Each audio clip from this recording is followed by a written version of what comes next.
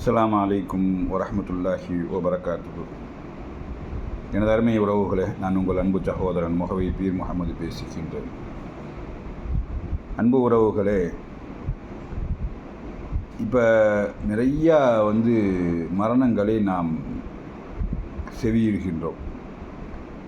மரணிக்கிறவர்கள் என்ன வயதுடையவர்கள் என்று பார்ப்போமேயானால் 25 வயசு, 30 வயசு, 40 வயசு, 50 வயசு, இப்படி ரொம்ப அற்ப வயதில் மரணிக்கிற மரணங்களை நாம் அதிகமாகவே காண்கின்றோம், கேள்வியிடுகின்றோம். ரொம்ப வேதனையாக இருக்கிறது. ஒரு காலத்தில் ஒரு 20 வருஷத்துக்கு முன்னாடி கணக்கிட்டு பார்த்தோம் இல்லை, 20-30 வருஷத்துக்கு முன்னாடி என்னுடைய சிறு வயது பருவத்திலலாம் ஊர்களில் சின்ன கிராமம்தான், அங்கேயே கிட்டத்தட்ட 10 வருஷம், 5 வருஷம், 6 வருஷம், 7 வருஷம், இப்படி பல வருடங்களுக்கு ஒரு முறை ஏதாவது ஒரு மரண செய்திகள் நமக்கு கேள்வி கூடும். பெரிய பெரிய ஊர்களில் அது ஒரு வருஷத்துக்கு 2 வருஷத்துக்கு இந்த மாதிரிலாம் நடக்கும். ஆனால் இப்போ தினசரி மரணங்கள், ஒரு மாதத்துக்கு குறைஞ்சது ஒரு 10 மரணங்கள் ஆகுது, ஒரு மாதத்துக்கு 20 மரணங்கள், 30 மரணங்கள் அதிகரிக்கவும் செய்கின்றது. ஒரு நாளைக்கு 1, 2, 3 இப்படிலாம்.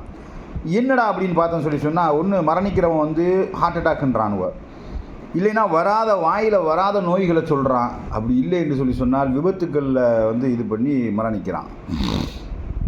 இப்போ இது அதிகரித்து கொண்டே இருக்கிறது. ஆனால் மனிதன் அத்தனையும் பார்க்கின்றான், ஒவ்வொரு மரணத்தையும் பார்க்கின்றான். இந்த உலகம் நிரந்தரம் இல்லை என்பதை விளங்கி வைத்திருக்கின்றான். ஏனோ தெரியவில்லை, அவனுடைய மனசாட்சி அநியாயம் பண்ணுகின்ற பொழுது, அடுத்தவனுடைய சொத்தை அபகரிக்க நினைக்கின்ற பொழுது, அடுத்தவனை ஏமாற்ற நினைக்கின்ற பொழுது, பிறரை நோவினைப்படுத்துகின்ற பொழுது, பிறருக்கு எதிரான செயல்களை செய்கின்ற பொழுது, பொறாமை கொள்கின்ற பொழுது, வீண் விரயம் செய்கின்ற பொழுது, ஆகா நாம் மரணிக்கப் போகின்றோமே, இன்றில்லா இந்த ஒரு நாளாவது, என்னைக்கா ஒரு நாள் நான் மரணிச்சிருவோம், ரொம்ப நாளைக்கு நம்ம இங்கே இருப்பான்னு தெரியல, அல்லாஹ் நம்மளுடைய டயத்தை எப்போ குறிப்பிட்டிருக்கான்னு தெரியல, ஆனால் நம்ம மரணிச்சிருவோம். எதற்காக இவ்வளவு அநியாயம் பண்ணணும், எதற்காக அடுத்த சொத்தை அபகரிக்கணும், எதுக்காக காசு பண்ணங்கள்னு சொல்லிட்டு வெறிகொண்டு போய் தெரியணும் அப்படின்ற சிந்தனை யாருக்கும் வர்றதில்லை. உதாரணத்துக்கு நம்ம சொல்லுவோமே, ஆனால் இப்போ இந்தியாவிலேருந்து மலேசியாவுக்கு வரக்கூடிய ஃப்ளைட்டு உதாரணத்துக்கு ஒரு 10 மணிக்கு காலையில் வருதுன்னு வச்சுங்களேன், மலேசியா டயத்துக்கு, அது கன்ஃபார்மாக சொல்ல முடியுமா? வரும், கன்ஃபார்மாக 10 மணிக்கு வந்துடும் சொல்ல முடியுமானா முடியாது. வராது. ஏன்னா இடையில ஏதாவது பழுதாகலாம், இல்லை ஏதாவது புயல், அது இது இந்த மாதிரி ஏதாவது பிரச்சனைகள், இப்போ எத்தனையோ பிரச்சனைகள் வருது இல்லையா, அந்த மாதிரி ஏதாவது கால சூழல் காரணமாக அந்த பிளேட்டு தற்காலிகமாக நிறுத்தப்படலாம். இப்படி பல்வேறு பிரச்சனை, இன்ஜின் கோளாறாக இருக்கலாம், இல்லை அரசாங்கம் ஏதாவது திடீர்னு சட்டத்தை போட்டிருக்கலாம், இப்படி என்ன வேணாலும் எடுத்துக்கொள்ளலாம். ஆனால் வரும் என்று உறுதியாக சொல்லவே முடியாது. வரும், ஆனால் வராமையும் இருக்கலாம், அப்படி தான் சொல்ல முடியும். ஆனால் என் அன்பு உறவுகளே, மரணம் என்பது வரும் வராது என்று சொல்லவே முடியாது. கடவுள் என்னைக்கு உங்களுக்கு நிர்ணயித்திருக்கிறானோ அன்னைக்கு நிச்சயமாக மரணம் வந்தே தீரும். குல்லு நஃப்ஸின் ஸாயிகத்துல் மௌத், ஒவ்வொரு ஆத்மாவும் மரணத்தை சுவைத்தே தீருகிறது என்று வல்ல இறைவன் சொல்கின்றான்.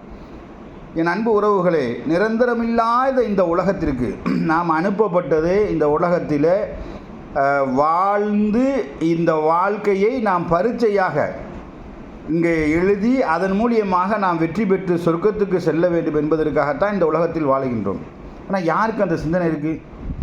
எவனையாவது கெடுத்து, எவனையாவது இது பண்ணி, அநியாயம் பண்ணி, சகோதரனை கொலை செய்வது, அநியாயம் பண்ணுவது, அடிப்பது, துன்புறுத்துவது, நம்மளை நம்பி ஒருத்தன் காசு கொடுத்தானா அவனை ஏமாத்துறது, அவனுக்கு இல்லை என்ற சூழலை ஏற்படுத்துறது, உறவுகளை வெறுக்கிறது, உறவுகளை முறிக்கிறது, தாய் தகப்பனை பார்க்கறது இல்லை, அண்ணன் தம்பிகளோட உறவு வாடுவதில்லை, மதுவுக்கு அடிமையாகிறது, இன்றைக்கி மிகப்பெரிய அளவில் குடிக்கு அடிமையாகிறது, போதைக்கு அடிமையாகிறது, சூதுக்கு அடிமையாகிறது, இப்படிப்பட்ட வட்டி அது இதுன்னு எல்லா வகையான அனாச்சாரங்களையும் செய்யக்கூடிய ஒரு நிலைகளை பார்க்கிறோம்.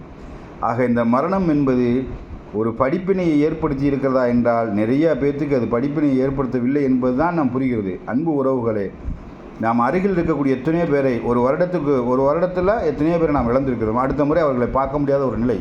இதெல்லாம் சிந்திக்கின்ற பொழுது இந்த உலகம் நமக்கு நிரந்தரம் இல்லை என்பதை புரிந்து கொண்டு நாம் சிந்தித்து செயல்பட்டு நாளை மறுமைக்கான வாழ்க்கையை நாம் தயார்படுத்தி கொண்டு இந்த உலகத்தில் எழுதுகின்ற பரீட்சையில் நாம் வெற்றி பெற வேண்டும்.